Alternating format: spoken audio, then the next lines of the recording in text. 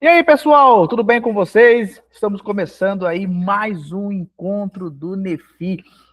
Hoje a gente vai entender como ler Gênesis. Mas antes de nós falarmos sobre como ler Gênesis com o nosso convidado super especial, eu quero pedir para você, claro, siga o Nefi nas redes sociais, acompanhe o Nefi aí no Instagram, @Nefi Estudos, se inscreva no nosso canal do YouTube também, Núcleo de Estudos Fé Inteligente, e também estamos no Spotify, então é só você digitar Nefi e você encontra a gente lá. Você pode acompanhar aí todos os nossos encontros, né, de todas as linhas temáticas que nós temos e também dos nossos convidados especiais que sempre aparecem aqui, né, para abençoar a nossa vida, tá bom? E se você quer ser um mantenedor do Nefi, a partir de R$ 10 por mês, para ajudar a gente aqui a pagar as despesas do Google Meet, a descrição para você fazer parte do grupo de WhatsApp de mantenedores está no link aqui na descrição do vídeo, tá bom? E se você quer fazer parte do grupo de WhatsApp dos participantes do Nefi, é só você clicar no link que está na bio do nosso Instagram. Então, você no grupo de WhatsApp do Nefi, você faz parte da nossa grande comunidade, você interage com pessoas do Brasil todo, de vez em quando a gente lança umas enquetezinhas meio polêmicas lá, para, enfim, fomentar a discussão saudável, tá, gente? Uma discussão saudável, nós somos uma comunidade super dialogal, respeitosa, tá bom? Mas é bom a gente trazer alguns assuntos lá no grupo de WhatsApp também. E o DeFi, além das várias linhas temáticas que nós temos, o DeFi tem o seu clube de leitura. E nós temos um grupo de WhatsApp a parte do nosso grupo de participantes, especificamente para o nosso clube de leitura. Então, se você quiser fazer parte, é só você clicar no link que também está na bio do nosso Instagram. Faça parte do nosso clube de leitura. Tá bom, pessoal? Galera, o nosso convidado dessa noite já esteve conosco o ano passado, na nossa Semana Jovens Teólogos, né? Eu estou falando do Douglas Souza, ele que é especialista em Antigo Testamento, pelo Seminário Teológico Jonathan Edwards, ele que é missionário da Cru Campus, ele é membro do IBARC, né, do Instituto Bíblico de Arqueologia, é casado com a Tainá, enfim, autor de vários artigos teológicos, e hoje o Douglas tem uma missão aqui. Qual a missão? Da primeira vez que o Douglas esteve conosco, ano passado, e você pode conferir aqui no YouTube e também no Spotify, o Douglas, ele descomplicou as leis do Pentateuco. A tarefa hoje do Douglas é parecida. De uma certa forma, como ler Gênesis, né? Nossa, Gênesis, meu Deus do céu. Nossa, eu leio umas coisas, eu não entendo. Enfim, não se preocupe.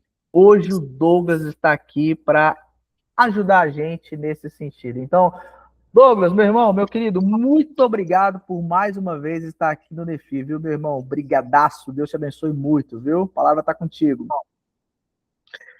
Boa noite, pessoal. É um prazer estar aqui mais uma vez para falar desse tema tão legal, tão instigante. E se eu voltei é porque a primeira vez foi bom, né? Eu suponho. Eu vou só tirar aqui esse fundo. Beleza. Certo. Então, muito obrigado pelo convite. Eu vou já iniciar aqui a nossa apresentação.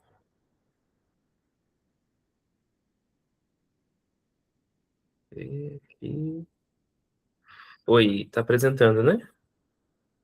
Não, tá sim, aparecendo. Então, o nosso desafio hoje é como ler Gênesis, né? Como ler Gênesis. E, obviamente, é um livro muito desafiador, né? Por isso que a gente está falando sobre isso. E nesse nosso encontro, né? Já dando um panorama aqui de como vai funcionar, nós vamos ver um pouco dos desafios para a leitura de Gênesis, não todos, obviamente, só alguns. A gente vai ver um rápido e breve panorama do livro de Gênesis. Aí a gente vai propriamente para a parte sobre como ler Gênesis, como encarar esse livro, como interpretá-lo. E a gente conclui com algumas dicas bibliográficas. E nessa dinâmica, vocês podem colocar perguntas no chat, ou podem levantar a mão aí e pedir para falar durante o encontro mesmo, se quiserem. Beleza? Então, dando seguimento aqui para o nosso encontro, cadê? Alguns desafios da nossa leitura de Gênesis. O primeiro e mais óbvio é a nossa distância em relação a esse livro. A nossa distância temporal, né, que vai ter a ver com a distância de língua, história, cultura, sociedade, literatura. Tem muitas outras, mas eu coloquei só essas daqui. Distância de língua, porque, obviamente, o livro foi escrito em hebraico, um hebraico antigo, diante do tempo de Jesus. E se não fosse por excelentes tradutores, estudiosos do hebraico e do português, a gente teria que estudar o hebraico para conseguir ler esse livro. Então, graças a Deus, alguém estudou e nos presenteou com excelentes traduções em português. Então, nós temos essa distância da língua. Nós temos também a distância da história. Ou seja, nós estamos no ano 2000 da nossa era, falando aqui do Brasil, né, no Ocidente, com valores judaico-cristãos, compondo a sociedade, um tempo aí que vão chamar de pós-modernidade, pós-iluminismo, e o livro de Gênesis, ele vem do mundo da antiguidade oriental, ali do Antigo Oriente Próximo, ou Antigo Oriente Médio. Eu falhou minha internet? Voltou? Voltou. Voltou? Cortou alguma coisa? Deu só uma picadinha assim, mas foi bem rápido. Então, nós temos essa distância cultural, essa distância histórica muito grande. Aqueles leitores teriam outras referências históricas. Assim como alguém não precisa falar muito para a gente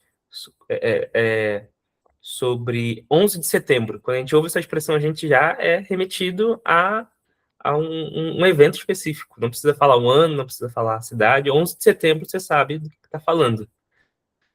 Então, a nossa mente está cheia de referências históricas que alguém de outro tempo e outra cultura não vai entender. Da mesma forma, o mundo do livro de Gênesis é o público do livro de Gênesis. Distâncias culturais também. A forma como a gente lida com nascimento, casamento, trabalho, luto, religião, sexo, comida, tudo isso é muito diferente da antiguidade oriental de 3, 4 mil anos atrás, de onde vem o livro de Gênesis. Então, quando a gente vai lendo o livro de Gênesis, e a gente vê como eles, como Abraão lida com a esterilidade da sua esposa, recorrendo a uma concubina, recorrendo a uma espécie de segunda esposa, como eles valorizavam a bênção do pai ali no final da vida, e tantos outros aspectos que eram comuns não apenas do povo de Israel, mas das outras nações, fazem parte dessa cultura que não é mais a nossa, não são mais os nossos costumes, não são mais as nossas práticas. A sociedade como um todo, como a sociedade estava organizada, como nós hoje estamos organizados numa sociedade capitalista, com, enfim, toda a estrutura que a gente conhece, em relação àquele mundo lá, em que muitas pessoas eram nômades, pastores do campo, ou eram nômades uma parte do tempo, e outra parte do tempo viviam na cidade, ou viviam apenas na cidade. A cidade era totalmente diferente, a cidade, né, eram muito menores, algumas tinham muros, outras não, cidades em que o templo era aquilo que ficava no centro da cidade, porque toda a cidade girava em torno do templo e do que acontecia ali, em que a ausência de rituais religiosos representava um perigo, um presságio de perigo para a cidade, porque poderia atrair a ira dos deuses. Enfim, o tipo de sociedade que aquele público vivia e conhecia também é muito diferente da nossa sociedade. E a questão literária, da literatura. As convenções literárias que eles conheciam são convenções literárias totalmente diferentes do nosso tempo. Né? A forma como a gente conta notícias, como a gente escreve história, escreve biografia, como a gente lê uma receita médica, uma receita culinária, uma piada, um conto, uma crônica, coisas que não existiam necessariamente naquela época, naquela forma. Então, as expectativas e convenções literárias daquele período são totalmente diferentes do nosso mundo de hoje. E aqui daria para acrescentar a distância teológica, distância ética e várias outras. Geográfica também, geográfica, as referências geográficas que eles têm, e não precisamos voltar, né, milhares de anos atrás. As referências geográficas que alguém que cresceu e vive no Oriente Médio, na região de Israel, na região da Palestina, tem, não são as referências que nós temos aqui no Brasil. Além disso, nós temos outro desafio que é característico do nosso tempo, são certos debates que podemos considerar aí como anacrônicos. Debates anacrônicos, ou seja, debates em torno do livro de Gênesis que são característicos do nosso tempo, do século XXI, de uma era científica, da razão, pós-moderna, que atrapalham a gente quando a gente vai ler o livro de Gênesis. Então, quando a gente vai ler o livro, muitas vezes a gente está querendo saber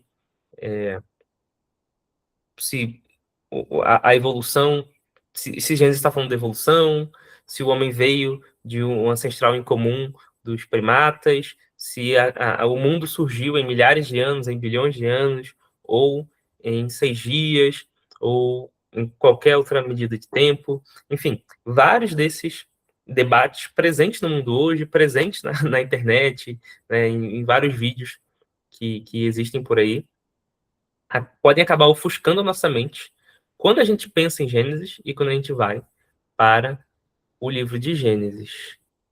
Então, essas são alguns dos desafios, alguns obstáculos que a gente precisa ter consciência e lidar com eles na leitura do livro de Gênesis. E aí, antes da gente avançar, eu queria perguntar para vocês, e aí vocês podem falar no chat ou abrir rapidamente o áudio para responder. Quando vocês pensam no livro de Gênesis, o que vem à mente de vocês? Assim, em uma palavra, uma frase bem curta, resumida, uma expressão.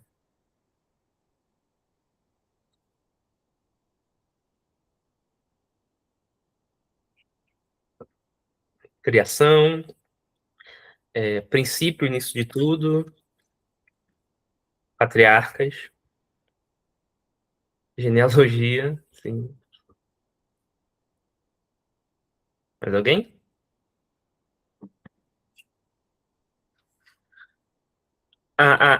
As primeiras respostas que vocês deram, né, narrativas, promessas, explicação porque as coisas como são, criação.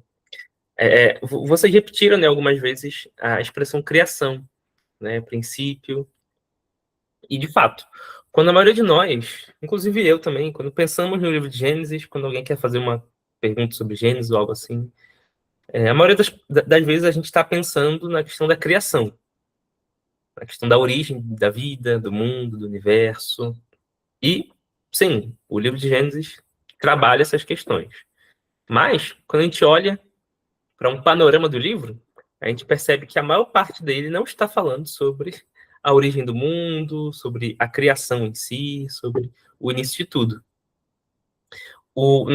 Nesse esquema aqui que eu coloquei, de panorama de Gênesis, e no princípio ali, porque é o nome original do livro, né, o nome em hebraico, é a primeira expressão ali do livro. Gênesis 1 trata da origem do universo, da origem do cosmos, Deus criando todas as coisas. Gênesis 2 a 11, eu agrupei aqui como a origem da humanidade e das nações. A gente tem a humanidade, tem a queda, tem a questão do dilúvio, depois os filhos de Noé, as nações ali, Babel. Então a gente tem essa origem, não mais agora da natureza ou dos céus da terra, mas ali da humanidade. E Gênesis 12 a 50, 38 capítulos, mais ou menos, a gente tem a narrativa dos patriarcas. Abraão, Isaac, Jacó, José. A gente tem as origens do povo de Israel. Então, a maior parte do livro de Gênesis está falando sobre as origens do povo de Israel. As origens dessa família que veio de Abraão, que se tornou um povo, que viveu ali no Oriente Médio. Está lá, né? Também. E uma parte pequena do livro tem a ver com o começo do mundo e o começo da humanidade de forma mais ampla. Mas, quando a gente pensa no livro, quando a gente vai refletir sobre o que é o livro, a maioria das vezes a gente está inclinado a pensar, principalmente ou quase que exclusivamente, em questões sobre a origem do mundo, da vida.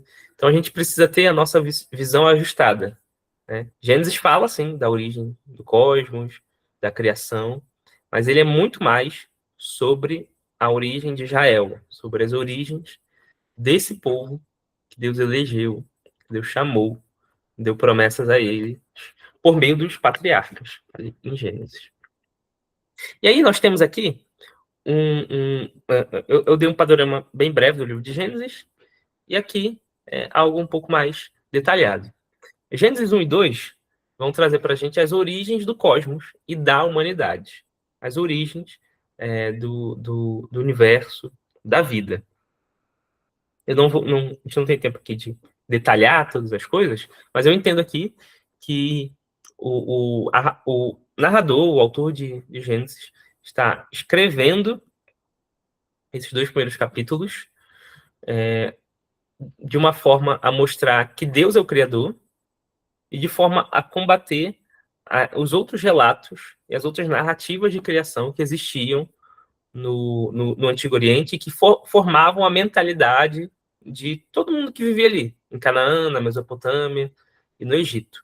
Então, eu entendo que o autor de Gênesis, que eu entendo que foi Moisés, está escrevendo de uma forma a combater esses outros relatos da criação, que, em geral, mostravam que a criação, ou a matéria do universo, ela sempre existiu, ela era eterna, que o universo veio por meio de guerras entre os deuses, e aí foi se formando o céu, a terra, o mar, e coisas assim, que o ser humano foi criado como algo insignificante, apenas para servir aos deuses como um escravo.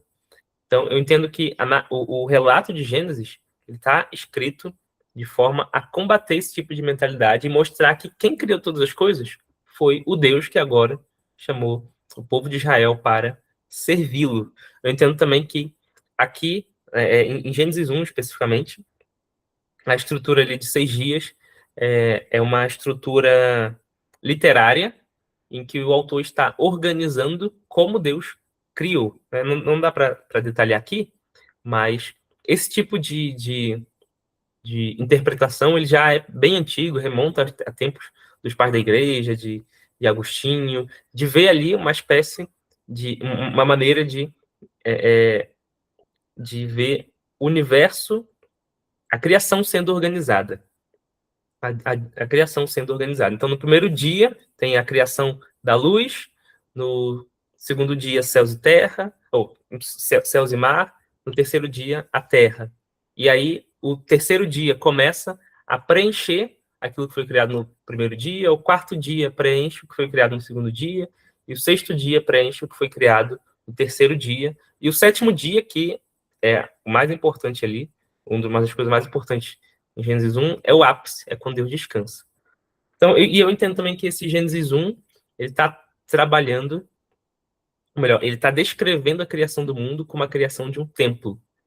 Então, ele pega a forma como se relatava e como se construía um templo na antiguidade e ele descreve Deus criando os céus e a terra dessa forma. Isso significa que Deus criou o universo, os céus e a terra, como um templo para ele habitar, e ele passa a habitar, a descansar nesse mundo no 7º dia. E após concluir o seu templo, ele coloca ali os seus sacerdotes, que são Adão e Eva, para servi-lo, cultivando e guardando ali o seu templo, a sua criação a partir do Éden. Alguém colocou aqui sobre a questão de diálogo com Enuma Elish. Sim. Enuma Elish, época de Atrahasis e vários outros também estavam no horizonte. Então, assim como hoje, aquilo que a gente pensa, em geral, quando fala sobre criação, tem a ver com Big Bang, teoria da evolução e outras propostas científicas, isso está na nossa mentalidade hoje. Na mentalidade da antiguidade estariam esses relatos, Enuma Elish, Atrahasis e outros que talvez a gente não tenha tido acesso. Depois que Deus cria o mundo, organiza como um templo para ele habitar, coloca ali o homem como seu sacerdote, o homem e a mulher, vem o relato da queda. O ser humano é enganado pela serpente, eles desobedecem a Deus, e eles são expulsos do jardim, eles são exilados. E a partir desse momento, a maldade vai avançando na humanidade e avançando no relato de Gênesis. Em Gênesis 4 tem assassinato, depois, na linhagem de Caim, esse assassinato se torna mais cruel e selvagem ainda com Lameque, e começa a surgir deturpação no casamento com a poligamia, e atinge um ápice em Gênesis 6, num relato em que os filhos de Deus se casam, têm relações com os filhos dos homens, tem um grande debate sobre isso, se esses filhos de Deus eram a linhagem piedosa de Sete, se os filhos de Deus eram reis da antiguidade, poderosos, ou se eram seres angelicais. Eu tendo essa última interpretação de que eram seres angelicais, mas de alguma forma foi um pecado terrível, algum tipo de transgressão terrível, que foi como se fosse a gota d'água para Deus anunciar o dilúvio. E aí nisso Deus anuncia o dilúvio, chama Noé, dá todas as preparações ali para que Noé, sua família e os animais sobrevivam ao dilúvio. E o dilúvio é mais importante do que a gente discutir se foi mundial ou não, e eu tenho minha perspectiva sobre isso, mas mais do que importante, mais necessário do que a gente discutir sobre isso, é a gente perceber que o texto está descrevendo o dilúvio também, numa forma de contrapor as narrativas de dilúvio que existiam na antiguidade, e também mostrando que o dilúvio foi como uma forma de Deus reiniciar a criação e reiniciar a humanidade. Então, durante o dilúvio, é como se a criação voltasse ao estágio lá do início de Gênesis 1, sem forma e vazio, e a partir de então Deus refaz a criação, e ele começa também por meio de um novo Adão, que aqui é Noé, mas esse novo Adão também peca. O pecado dele também tem a ver com a ingestão de algo, com nudez, e ali tem todo o pecado com o filho dele e tudo mais. Então, a gente percebe aqui que esse homem justo que Deus resgatou e a partir dele vai refazer a humanidade, também falha. Depois disso, tem um relato das nações, da tabela das nações, que é como se fosse uma genealogia, mas na verdade, mais como se fosse um mapa literário das nações conhecidas ali do mundo antigo, de 70 nações. E aí, Gênesis 11 descreve como que essas nações foram divididas por meio do relato de Babel, que eu entendo que era mais uma forma do ser humano tentar alcançar Deus, tentar alcançar o contato que foi perdido no Éden, tentar alcançar Deus ou a vida eterna, a imortalidade, algo assim, por meio da construção que hoje a arqueologia identifica como zigurates, que são esses templos ali na região do Iraque, em que o objetivo era ter um contato com as divindades.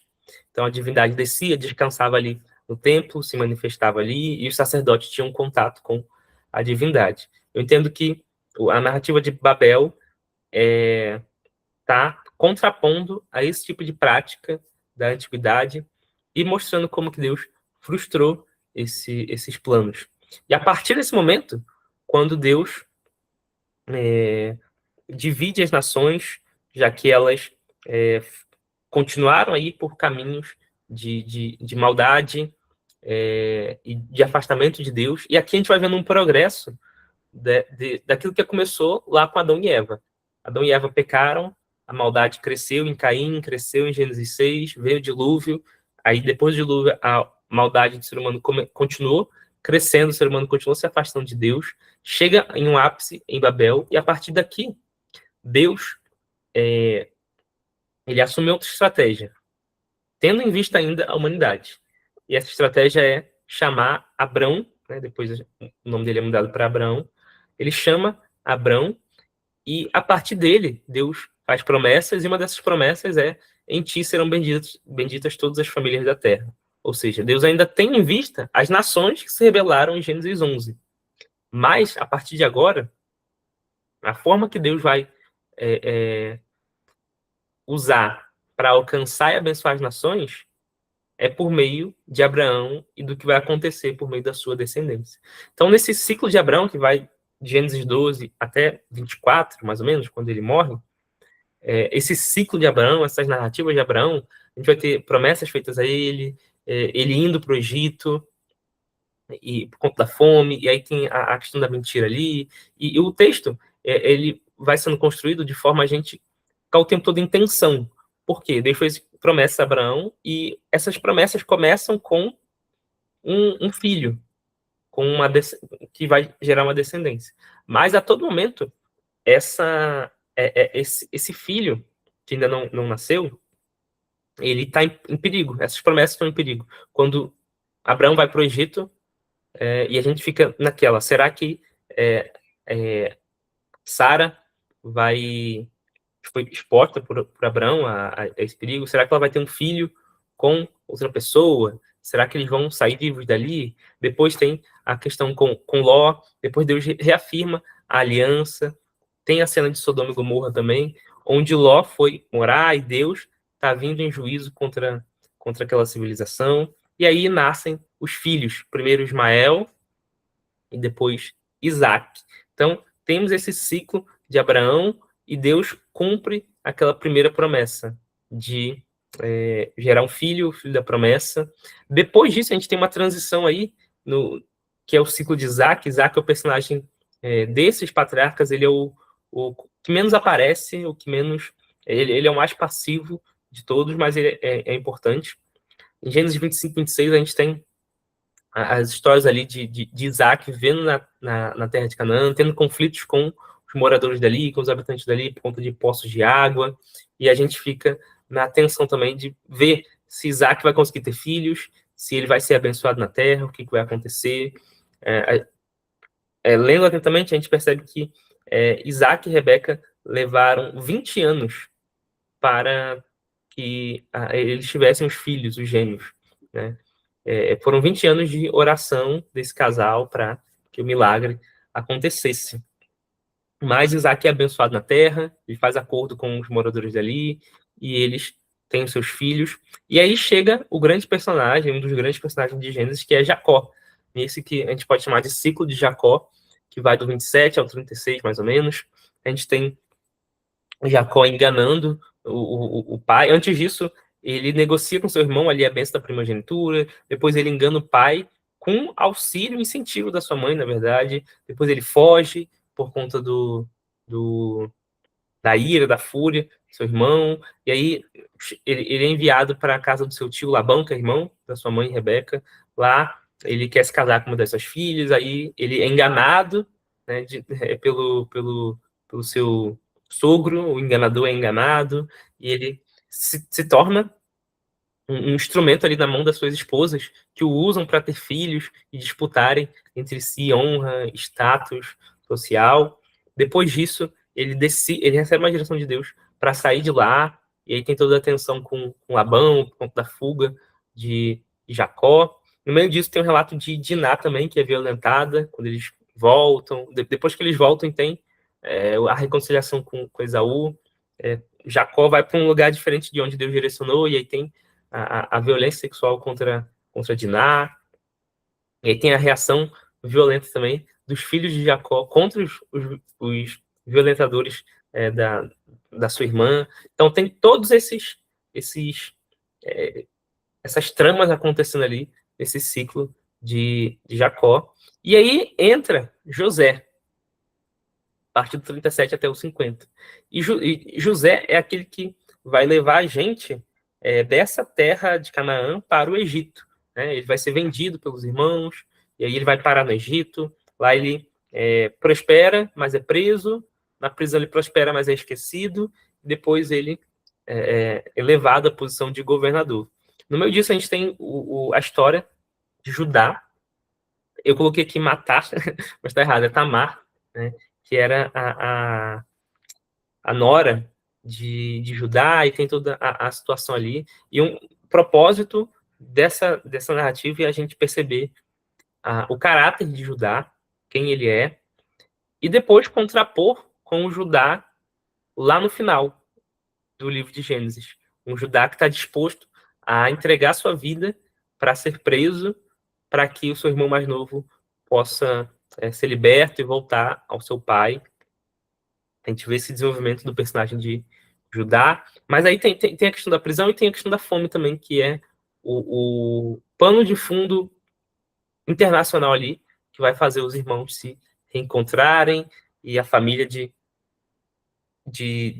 Jacó ir para o Egito e eles terem um final feliz ali, né? Digamos assim.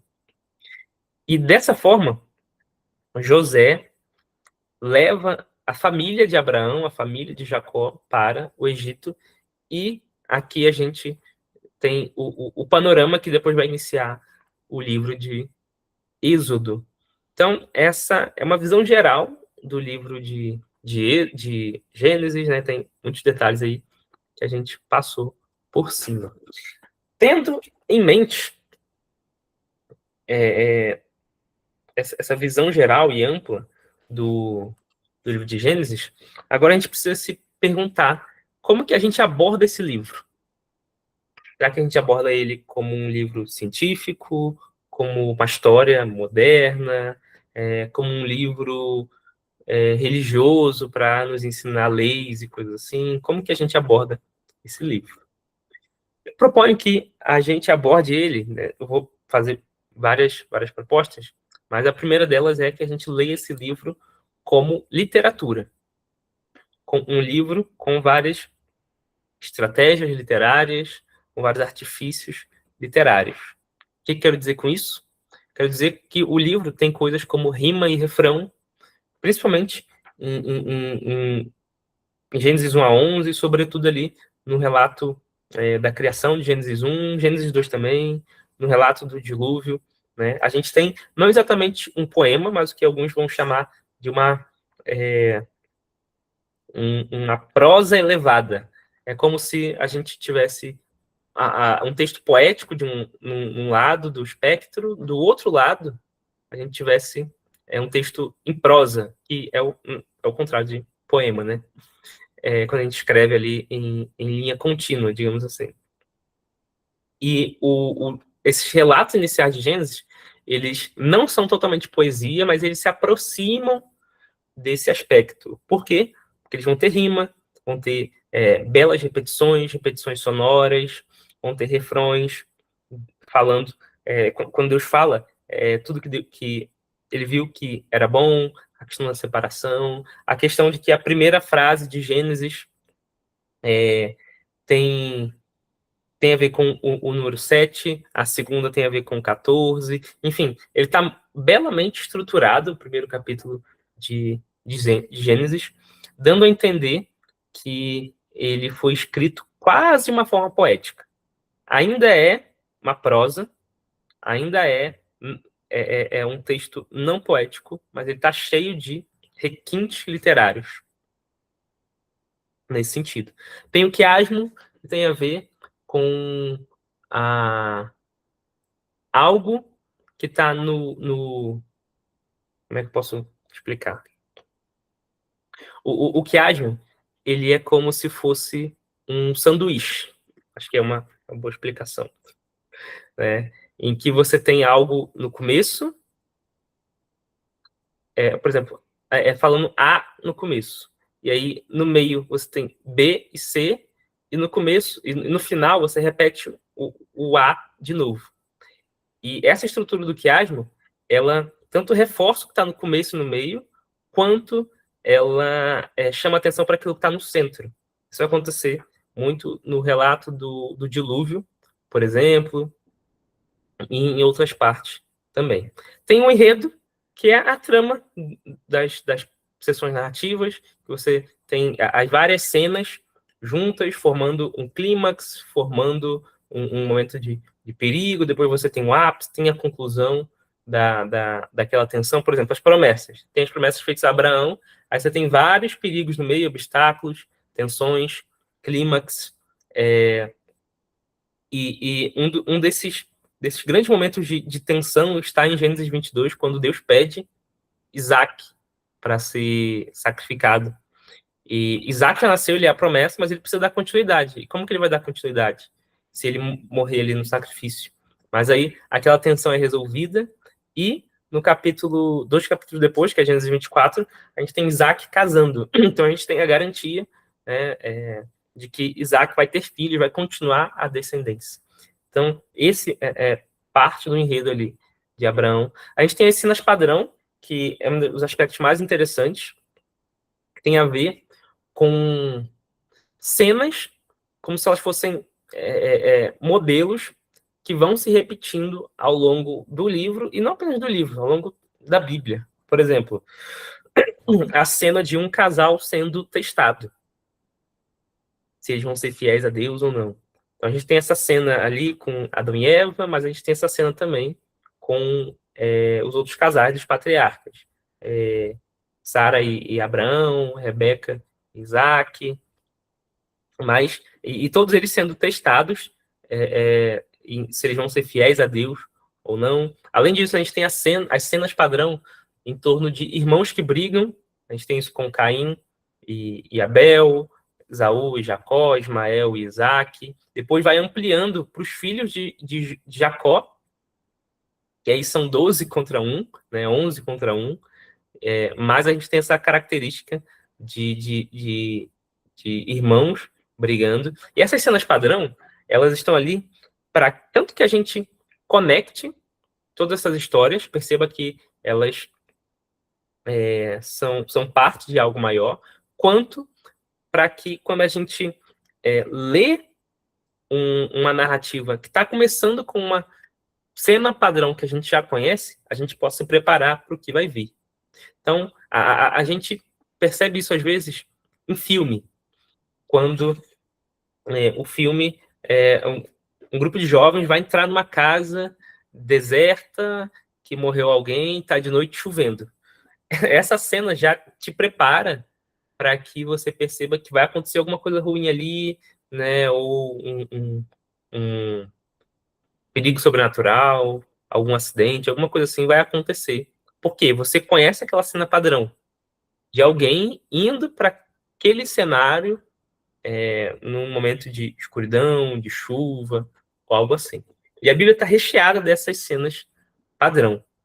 Palavras-chave, e aqui as nossas traduções, as traduções que seguem mais a ideia de traduzir o sentido das frases, dos parágrafos, elas acabam atrapalhando nisso, porque elas vão tentar tirar palavras repetidas, porque isso pode deixar, né, o texto muito repetitivo, um pouco feio nesse sentido, mas quando a gente lê o texto na sua língua original, e quando a gente lê em versões que são um pouco mais formais, no sentido de tentar traduzir palavra por palavra, algo nesse sentido, mais literal, por mais que às vezes a leitura fique truncada, a gente consegue perceber a repetição de palavras. Palavras que, quando a gente vai percebendo, são palavras-chave. Um exemplo de palavra-chave importante no livro de Gênesis, na narrativa de José, tem a ver com a túnica. A túnica que ele recebe dos irmãos, depois a túnica que fica com com a mulher de Potifar, quando ele foge, depois as novas vestes que ele recebe do faraó. Então, é um termo importante que vai se repetindo ao longo das narrativas, e nas outras narrativas estão outras palavras-chave que a gente precisa ficar atento, né? E, mais uma vez, são coisas sutis que vão mostrando que a história está conectada, também é belo, também é divertido você perceber isso. Tem a caracterização dos personagens, quando os personagens... geralmente as narrativas da Bíblia, especialmente em Gênesis, elas são muito breves, elas não dão detalhes à toa. Então, quando um personagem ele é caracterizado de alguma forma, é porque aquilo vai ser importante. Então, quando o texto diz que Jacó nasceu agarrado no pé do seu irmão, isso tem uma importância. Quando o texto diz que Esaú era peludo, isso tem uma importância. Quando diz que Lia tinha os olhos ali com alguma coisa que não era muito atraente, também tem a sua importância. Quando Abel é caracterizado como um pastor de ovelhas e Caim como agricultor, isso também tem uma importância ali para a história. Então, toda a caracterização de personagem, ela é relevante, e ela faz parte dessas estratégias literárias que a gente precisa ficar atento. Descrição das cenas também, diálogos, as narrativas da Bíblia, muitas delas, né, tendem a se mover por meio dos diálogos. É nos diálogos que a gente entende o que um personagem está pensando, e aí Abraão é alguém que a gente tem poucos diálogos, alguém que a gente sabe pouco o que está passando na mente dele, Noé muito menos, Jacó a gente já sabe muito mais. Ele é um personagem muito mais emotivo e aberto para nós. Os diálogos transmitem isso. E também, em alguns momentos do livro de Gênesis, a gente vai ter comentários do narrador. A gente vai ter o narrador deixando a sua avaliação. Uma das mais belas é na narrativa de José também. Quando em momentos cruciais, depois de acontecer alguma coisa, o narrador coloca: e o Senhor estava com José. Isso também é uma espécie de palavra-chave, de expressão-chave, que vai amarrando a história, que vai informando a gente do que Deus está achando da situação, de como ele está achando do que ele está achando do comportamento de José, e vai interpretando o livro para a gente. Então, é importante a gente ler o livro de Gênesis atento a essas questões literárias do livro. Além disso, é importante a gente ler o livro como um livro de genealogias. Alguém tinha colocado aqui, no começo, quando eu perguntei o que vinha na sua mente quando você pensava em Gênesis, alguém colocou que vinha genealogia, né? E sim, Gênesis é um livro recheado de genealogias. Eu tenho considerado cada vez mais que Gênesis é um livro de genealogias, em essência, né? Ele está organizado em torno dessa estrutura. A expressão Toledot, que é uma expressão em hebraico que aparece ali em Gênesis 2:4, depois vai se repetindo ao longo do livro, ela vai estruturando o livro em 10 gerações. Então, o livro de Gênesis está estruturado em 10 gerações, começando ali em Gênesis 2:4 até o final. E essa expressão, ela significa, essas são as gerações de, ou essa é a história da família de, e ela ajuda a organizar o livro. Então, assim como a gente organiza o livro em capítulos hoje, no panorama, eu tentei organizar de forma temática Abraão, Isaac, Jacó, José. O autor do livro, ele fez a sua própria organização, que é por meio dessas histórias de família, dessas gerações. E ao longo do livro, a gente vai percebendo que alguns personagens, eles têm a sua história contada. Geralmente, os personagens mais proeminentes ali para a história de Israel. Abraão, Isaac, Jacó e José. Eles têm as suas histórias contadas de forma mais ampla. Os outros personagens, geralmente, os irmãos dessas famílias que não tiveram a sua história destrinchada, eles vão aparecer em genealogias. Então, de Ismael, a gente não tem uma narrativa sobre a vida dele depois que ele deixa a família de Abraão. mas a gente tem a sua narrativa, a gente tem a sua genealogia, o mesmo com Esaú. E essas genealogias, elas são muito importantes, porque elas vão conectar períodos e personagens, especialmente ali em Gênesis de 1 a 11, a primeira genealogia, que é a segunda, na verdade, que é Gênesis 5, vai conectar Adão com Noé. Então a gente tem 10 personagens, e o 10º é aquele que é o mais importante, e a forma como aquela genealogia está escrita conecta o primeiro, que é Adão, com o segundo, com o último, que é Noé.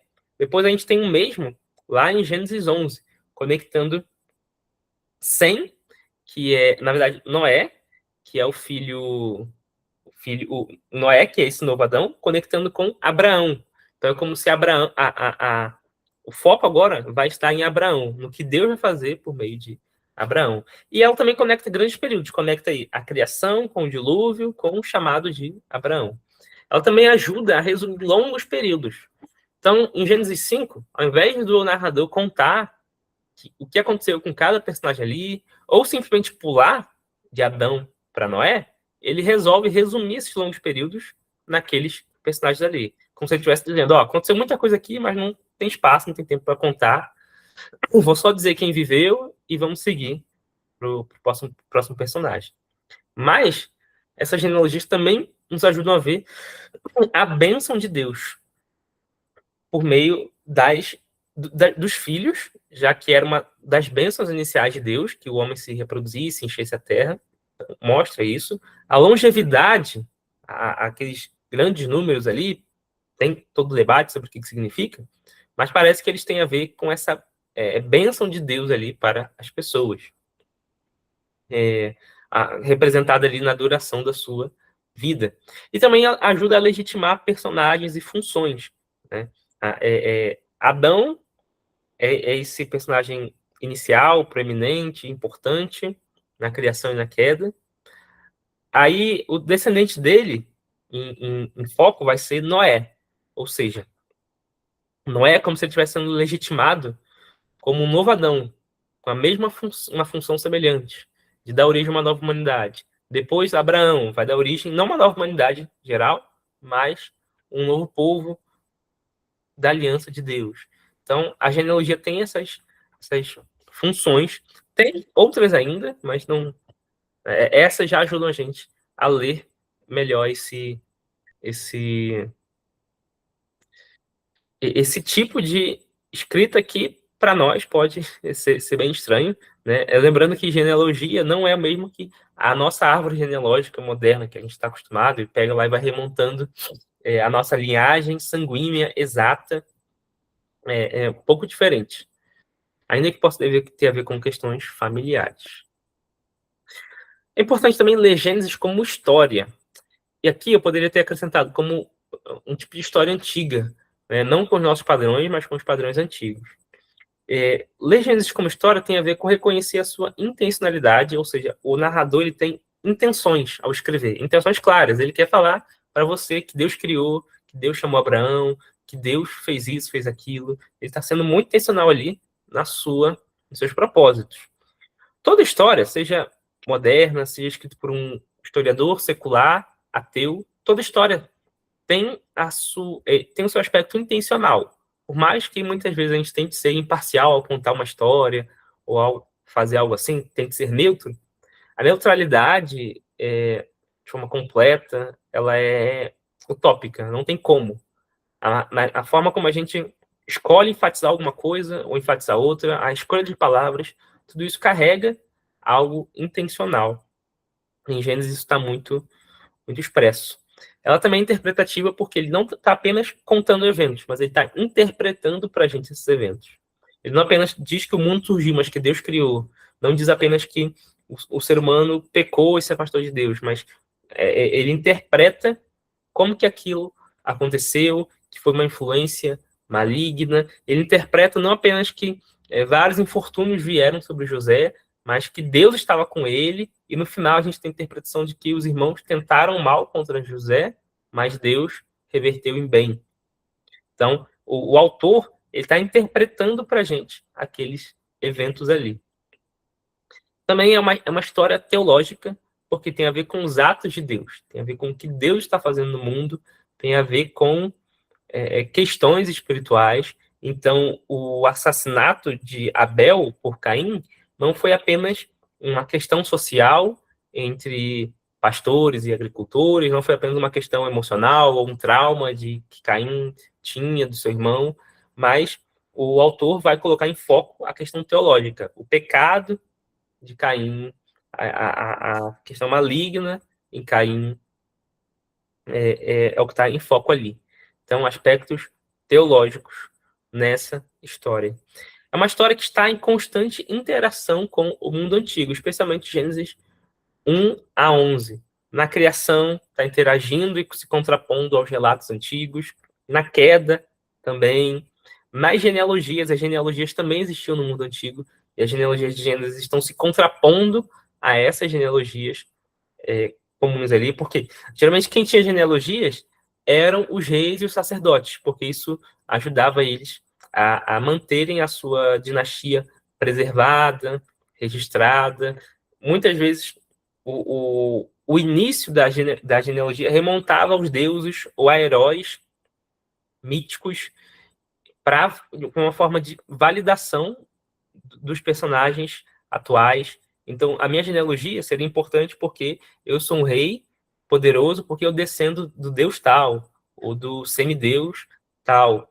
E na Bíblia a gente tem tudo isso, como é que eu poderia dizer? Humanizado, digamos assim. Você não tem deuses gerando pessoas, ou semideuses gerando pessoas e sendo colocados numa linhagem para legitimar alguma coisa, e outros aspectos também.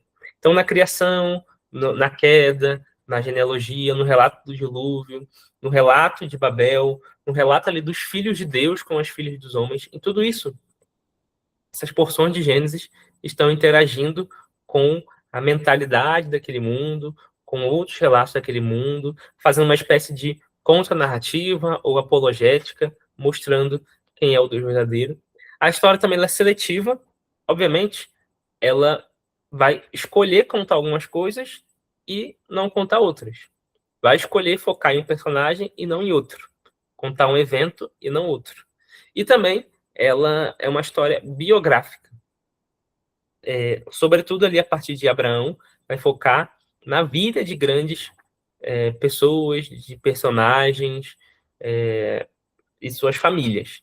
Então é uma história, não simplesmente a história nacional de um povo e o que aconteceu com aquele povo coletivamente, mas história biográfica. Então a gente lê Gênesis como literatura, como genealogia, como história e também como teologia, ou seja, percebendo que Deus é o autor principal. Apesar de que no livro de Gênesis Deus começa muito atuante e a partir do pecado Deus vai aparecendo, a presença de Deus e a ação de Deus de forma direta vai diminuindo, né? Ali em Adão e Eva ele fala face a face com o casal, com Caim e Abel também ele fala de forma muito presente, vívida.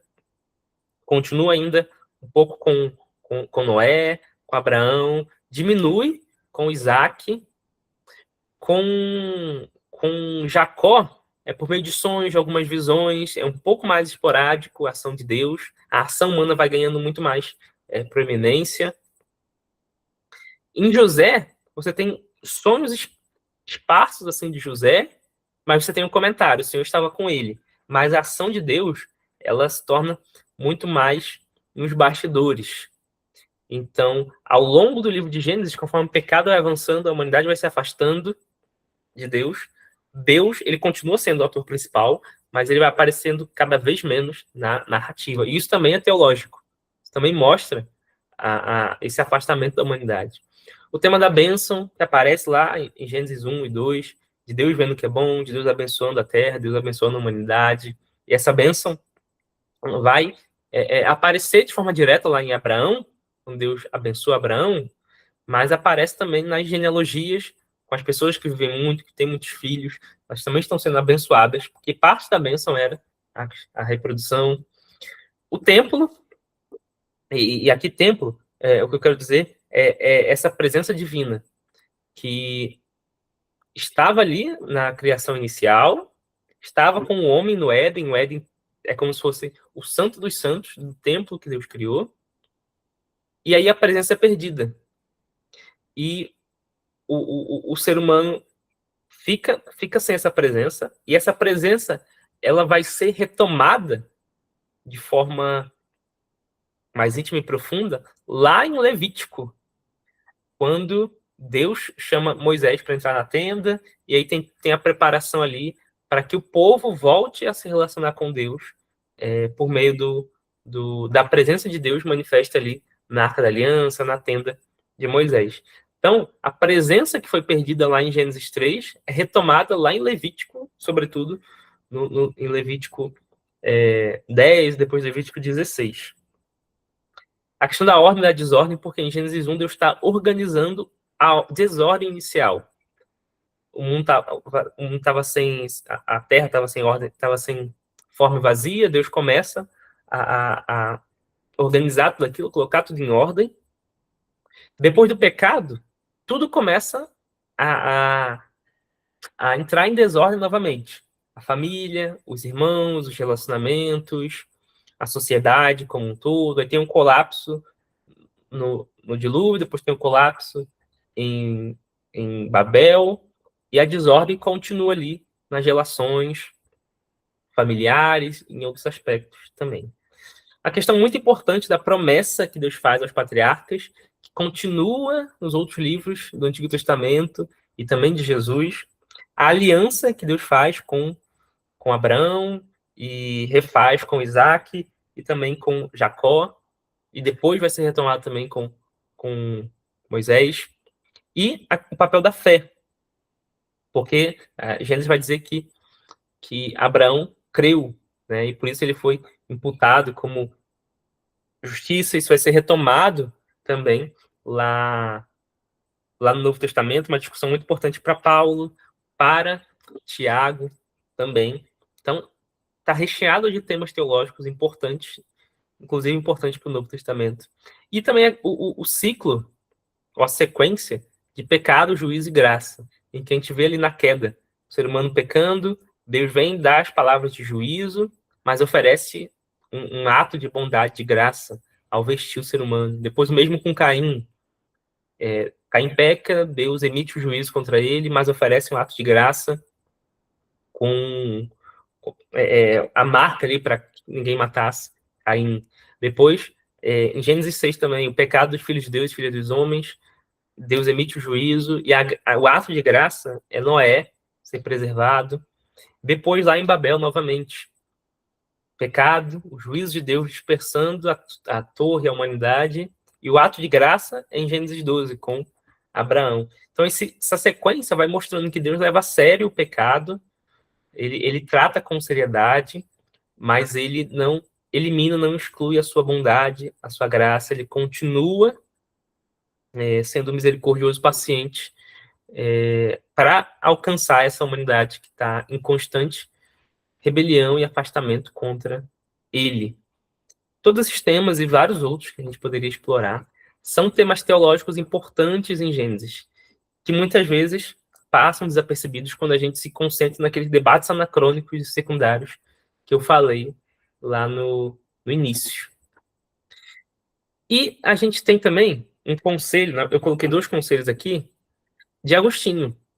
Agostinho é um grande pai da igreja, um grande bispo do século IV, século V, da igreja, e no seu comentário sobre Gênesis, ele fala assim: em assuntos obscuros e que estão muito além da nossa visão, não devemos nos precipitar e tomar uma posição tão firme que, se o progresso na busca da verdade justamente minar essa posição, também nós caiamos com ela. Isso seria lutar não pelo ensino da Sagrada Escritura, mas pelo nosso próprio, desejando que o seu ensinamento se conforme ao nosso, quando deveríamos desejar que o nosso se conformasse ao da Sagrada Escritura. Então ele diz que em assuntos obscuros, em assuntos que a gente não está muito claro o significado, o sentido, tem várias opções na mesa, está tudo muito incerto, a gente não deve tomar uma posição muito firme. E aqui está discutindo, inclusive, sobre questões da ciência, do conhecimento humano, em que se a gente apoia a nossa interpretação da Bíblia em algo baseado na ciência, e aquilo depois muda, e o progresso na busca pela verdade muda aquela teoria, aquele entendimento, a gente cai com aquela interpretação. Então, por exemplo, eu baseio a minha interpretação em Gênesis, da criação, eu baseio a minha interpretação em um modelo científico de surgimento do universo, o surgimento da vida. Seja de criacionismo, design inteligente, seja da evolução. E aí, quando aquele aspecto da ciência muda, porque a ciência está em constante mudança, a minha interpretação cai junto com aquela mudança da teoria científica. E isso é algo não apenas sobre questões científicas, mas sobre outras coisas também, que a gente tem que ter muito cuidado. Não se precipitar, não basear as nossas interpretações da Bíblia, principalmente ou exclusivamente em teorias científicas, em teorias de outras áreas, porque elas podem mudar e a gente pode cair com essa mudança. E ele também fala, ainda sobre Gênesis, de que é vergonhoso e perigoso para um infiel, para um não cristão, ouvir um cristão supostamente interpretando as Sagradas Escrituras, falando absurdo sobre esses assuntos. Esses assuntos aqui têm a ver com a ciência, coisas sobre o céu, sobre a natureza, sobre a vida, a biologia, falando absurdo sobre esses aspectos científicos. Devemos tomar todas as medidas para evitar tal situação embaraçosa, na qual as pessoas expõem a vasta ignorância de um cristão e a ridicularizam. Então ele alerta aqui para que a gente não dê um mau testemunho quando a gente ensina as Sagradas Escrituras e fala um absurdo sobre uma questão científica. Porque o não cristão, ele vai rir de nós. E ele vai desmerecer o texto bíblico porque a gente falou algum absurdo sobre a ciência. E a gente pode estar até certo, correto, na interpretação da Bíblia. Mas quando a gente une isso a uma interpretação equivocada da ciência, o não cristão vai zombar da gente. E aqui eu lembro da história do Craig Keener, não sei quantos conhecem, quem o conhece. Ele é um estudioso do Novo Testamento, historiador muito, muito importante, tem livros fantásticos. E na adolescência ele foi ateu. E sendo ateu, ele tinha, né, na sua mente dúvidas sobre Deus e questionamentos. E aí ele conta que um dia ele foi abordado na rua, ele era adolescente, ele foi abordado na rua por um grupo de cristãos evangélicos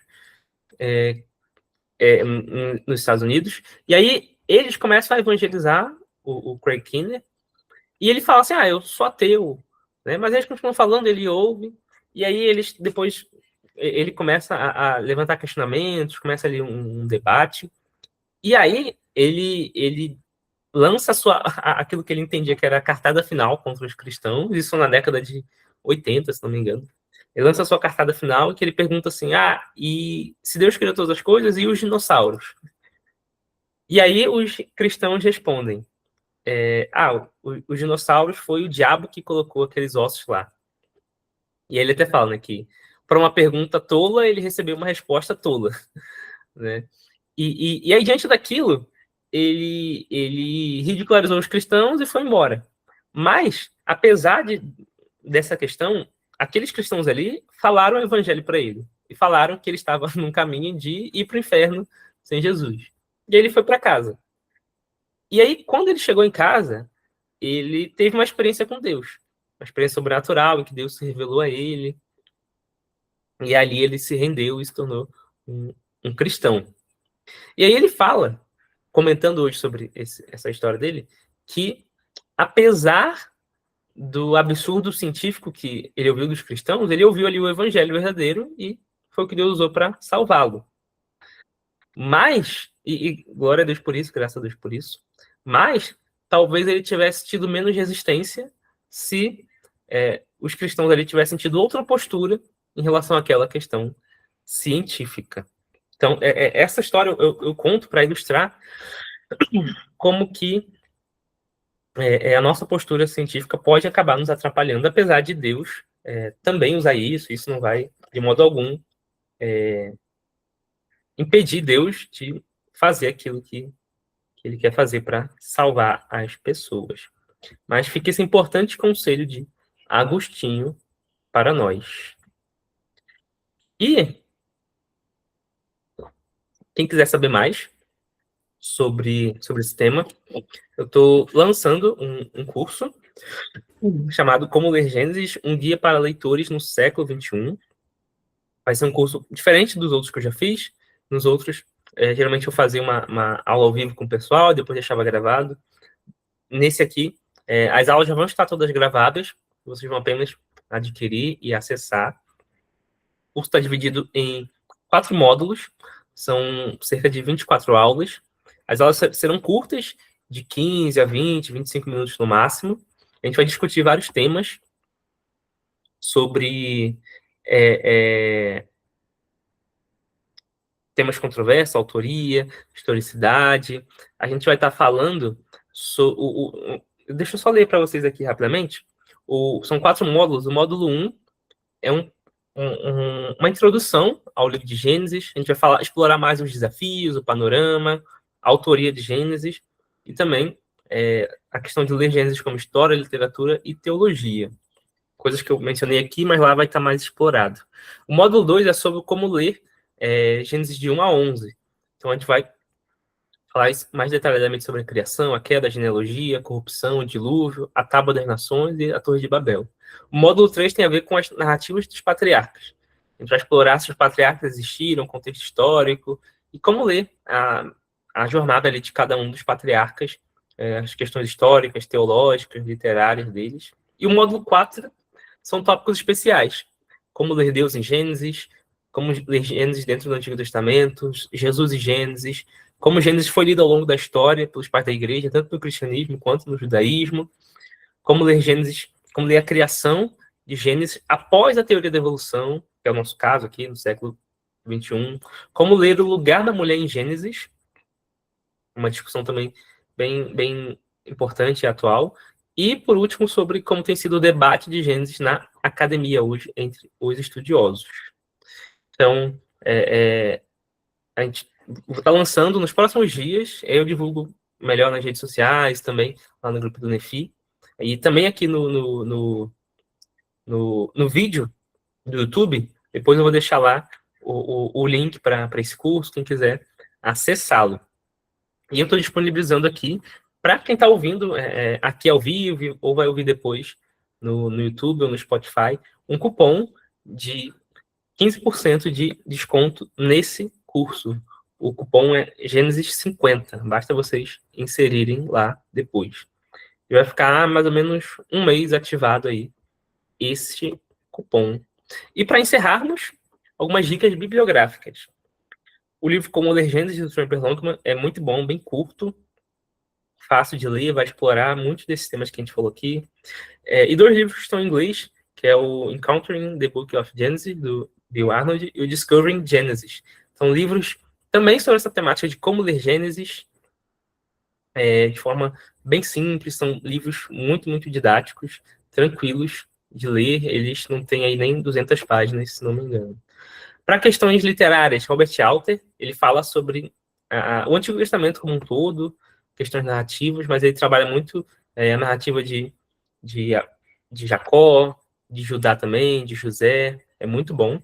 E Como Ler a Bíblia, do Gordon Fee Douglas Stuart, o capítulo sobre Gênesis é muito legal, sobre um panorama também do livro.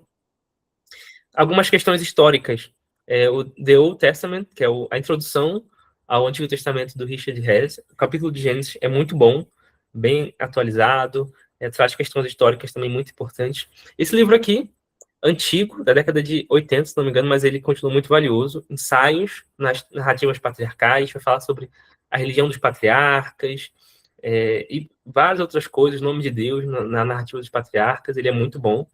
Esse aqui também, está em português, História do Antigo Israel, Introdução a Temas e as Fontes. Ele tem um capítulo sobre a narrativa dos patriarcas também, e vale a pena ser lido. Para questões mais específicas de Gênesis, tem a série Mundo Perdido do John Walton, tem esse aqui de Adão e Eva, tem do Dilúvio e outros, tem do Gênesis 1 em inglês.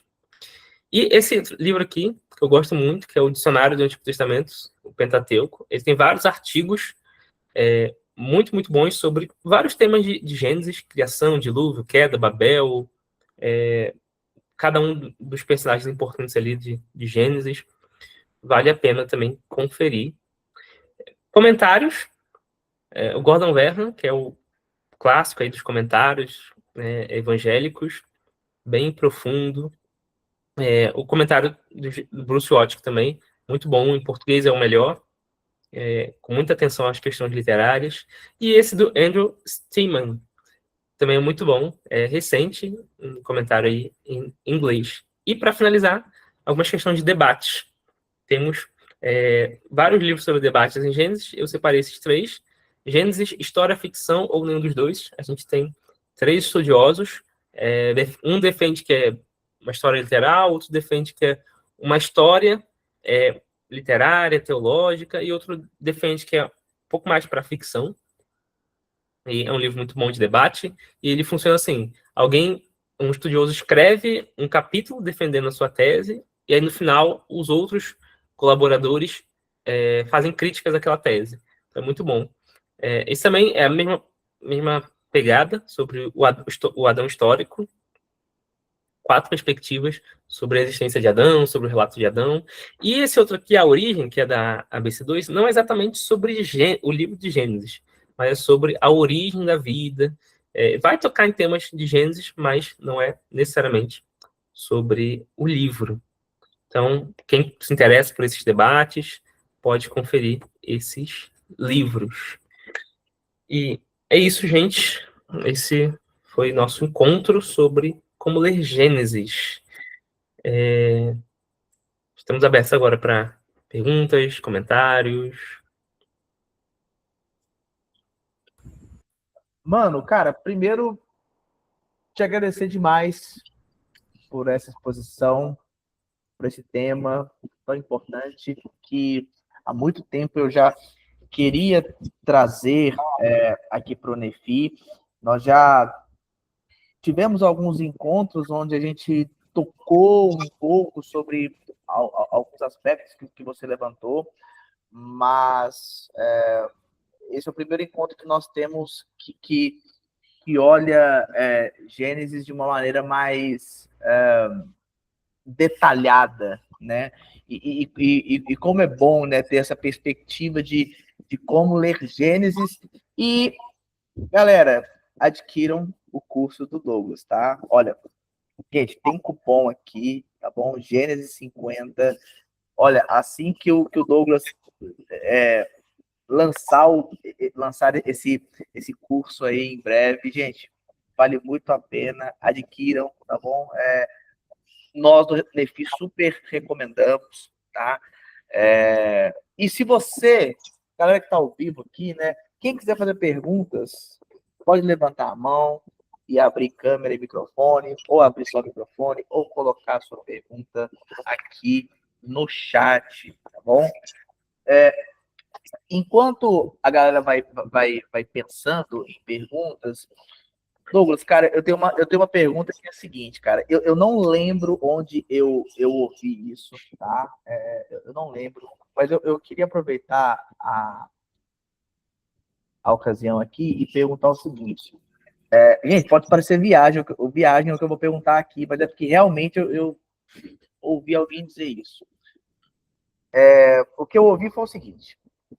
Adão e Eva, sempre Adão e Eva, né? Sempre. Mas vamos lá.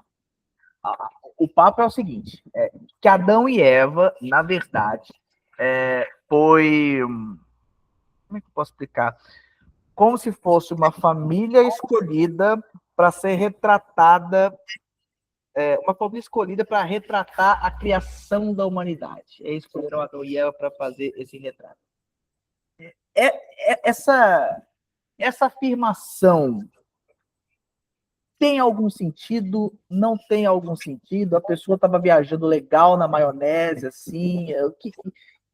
que tem nisso aí, cara? Ou é viagem pura mesmo e enfim. Só para entender aqui, como que você falou, é uma família que foi escolhida para retratar o começo da humanidade? Isso, para retratar o começo, a criação da humanidade ali, né?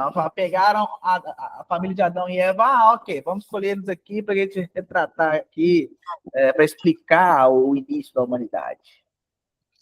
Então, esse debate, com certeza, é um dos mais polêmicos e controversos, né? Existem diferentes posições. Eu entendo que as posições que descartam Adão e Eva como personagens não históricos, elas são bem preocupantes. Não vou dizer que a pessoa não é cristã e tal, mas eu acho que é bem preocupante, tá?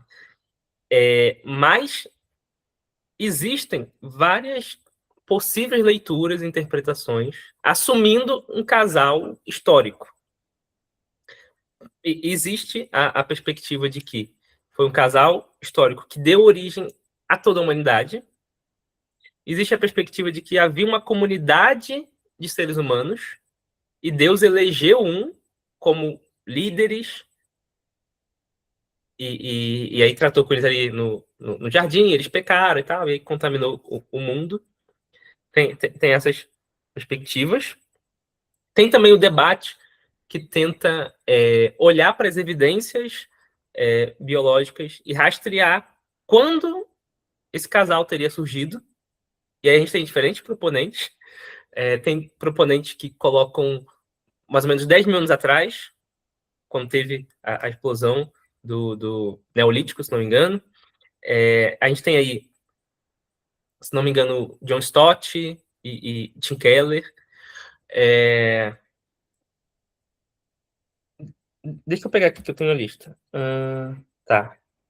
10 mil anos atrás. A gente tem John Stott, Tim Keller, Billy Graham, Derek Kidner, que é um comentarista aí de Gênesis. A gente tem a outra que coloca eles como os antigos Homo sapiens, 250 mil anos atrás.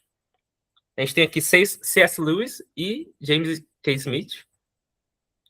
A gente tem a teoria que coloca eles como os antigos hominídeos, que aí já é 800 mil anos atrás, que é o William Lane Craig, no livro importante que ele lançou recentemente sobre Adão Histórico. E a gente tem o outro que coloca eles mais ou menos 50 mil anos atrás, que é defendido pelo Gisbert van den Brink, é um cientista.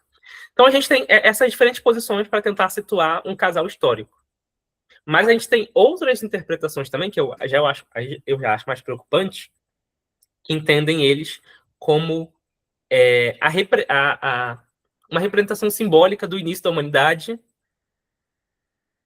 ou uma interpretação que é do Peter Enns, que é um teólogo que começou a ir por caminhos estranhos, e que ele propõe que a narrativa de Adão e Eva, ali, a criação e a queda, na verdade é a história de Israel.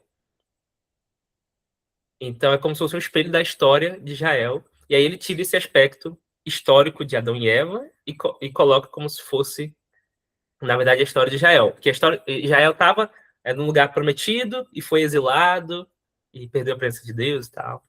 Então, temos essas interpretações, né, de forma geral, para essa questão de Adão e Eva. O John Walton, ele trata Adão e Eva, não que ele trata, mas ele entende que a preocupação principal do livro de Gênesis é ver eles como arquétipos.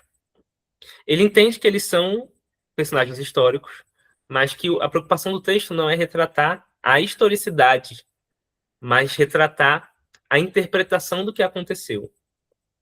Né? E ele entende que quando o Novo Testamento retoma esses personagens, Adão e Eva, não está preocupado com os eventos históricos em si, mas com a questão teológica que aconteceu. Então, Adão como gerando uma humanidade, e aí contrapõe com Cristo, Eva sendo seduzida pela serpente, e aí Paulo usa isso para falar que a gente tem o perigo de ser seduzido por Satanás. Então, para ele, o Novo Testamento olha para esse casal interpreta eles de forma teológica. Ele não exclui que um casal existiu e tudo mais, porém, ele entende que a preocupação do texto é outra. Certo? Não sei se respondi, mas tem essas possibilidades na mesa aí. Não, show, mano. Cara, muito bom, muito bom. Obrigado. Tem uma pergunta do Felipe aqui no chat, que é a seguinte. Douglas, já ouvi muito sobre a existência de saltos nas genealogias, ou seja, não é algo totalmente linear, pois conta os personagens principais daquela narrativa. Para você, isso procede ou é algum liberalismo teológico? Não, procede. Não tem nenhum problema. Como eu falei, genealogia não é árvore genealógica. A nossa árvore genealógica, se você tira 2 pessoas dali, você perdeu, né? Tudo. Se você não colocar seu pai, como é que você vai colocar seu avô, bisavô, tataravô? Né?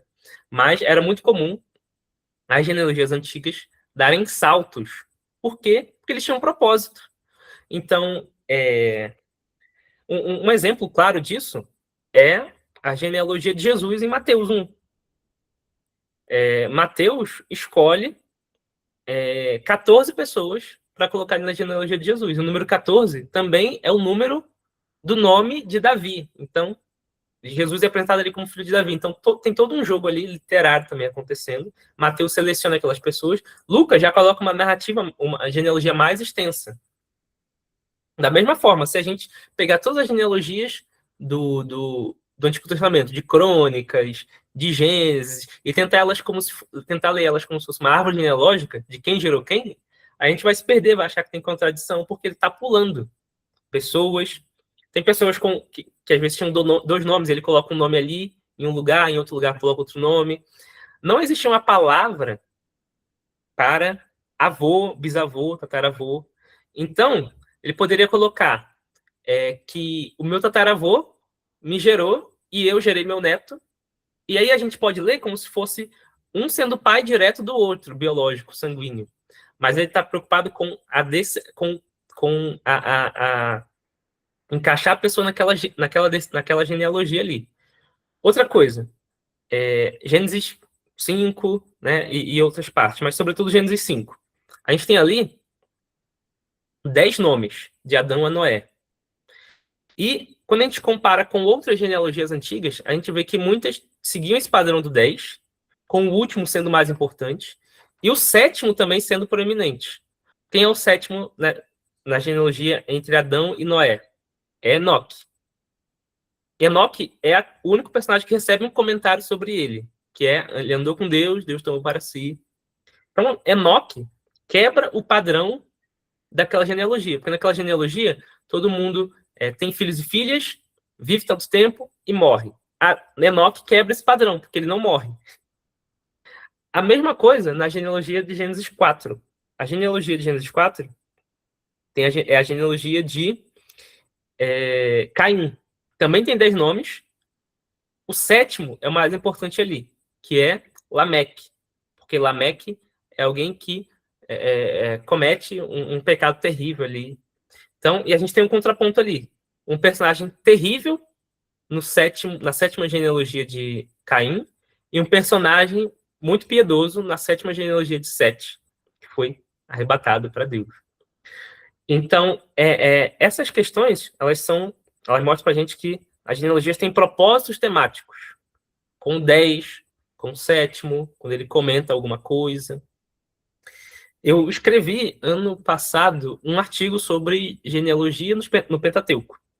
E aí eu falo de Gênesis, e de Êxodo e de Números.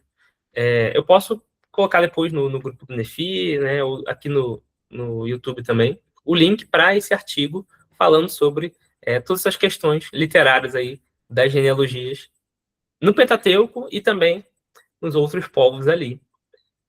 Mas a gente não precisa temer essa ideia de que tem saltos na genealogia, de que está omitindo pessoas, porque o autor tinha um propósito ali ao informar aquela narrativa. Beleza? Maravilha, mano. Gente, esse artigo do Douglas nós vamos disponibilizar tanto no nosso grupo de WhatsApp dos participantes, como também aqui na descrição do vídeo, aqui no YouTube e no Spotify. Então tem o link que você pode clicar e você vai ser redirecionado para esse artigo que o Douglas publicou na revista do seminário Jonathan Edwards, tá? Então, a gente vai disponibilizar esse artigo também para vocês conferirem, certinho? Pessoal, temos mais perguntas? Não temos mais perguntas? Deixa eu olhar aqui. Não? Não, acho que não. Acho que não. Maravilha, maravilha. Douglas, meu querido, mano, queria mais uma vez te agradecer. Muito obrigado por aceitar nosso convite mais uma vez, por estar conosco, por esse tempo precioso que nós estivemos juntos. E, mano, obrigado. Que Deus continue abençoando sua vida, sua família, seu ministério. E você sabe que as portas do Nefi estão sempre abertas para você divulgar suas pesquisas, os seus cursos. Cara, o Nefi, portas abertas sempre para você, viu, mano? Obrigado, viu? Eu que agradeço mais uma vez pela oportunidade, pelo convite. Muito bom estar aqui compartilhando sobre esse tema. Não apenas compartilhando, mas podendo também divulgar esse curso que eu estou para lançar aí, sobre Gênesis. Muito legal, porque eu já vim estudando o livro para algumas questões pessoais, aí você convidou para falar aqui, e aí surgiu a oportunidade do curso também. Então, várias situações de Deus direcionando para olhar para o livro de Gênesis. Nesse momento tem sido um grande prazer estudar esse livro da Palavra de Deus. Espero que tenha sido edificante, proveitoso para todos aqui, que a gente possa aprimorar cada vez mais nossa leitura desse livro, que não é apenas histórico, mas é a Palavra de Deus falando com a gente hoje. É isso. Com certeza, mano. Abençoou a todos nós, viu? Muito obrigado mesmo. E a vocês que estiveram conosco, né, até agora, tanto a galera que esteve ao vivo aqui, quanto você que está nos assistindo, muito obrigado. E galera, não esqueçam, tá bom? Não esqueçam de dar essa força pro Nefi, tá bom? Segue a gente no Instagram, @Nefi Estudos. Se inscreva no nosso canal no YouTube, Núcleo de Estudos Fé Inteligente, e também no Spotify, Nefi, para você assistir todas as gravações de todos os encontros das nossas linhas temáticas, tá bom? E se quiser fazer parte do nosso grupo de WhatsApp, já sabe, é só clicar no link que está na bio do nosso Instagram, tá bom, pessoal? Galera, é isso. Deus abençoe a todos, fiquem com Deus, até a próxima. Tchau, tchau, pessoal.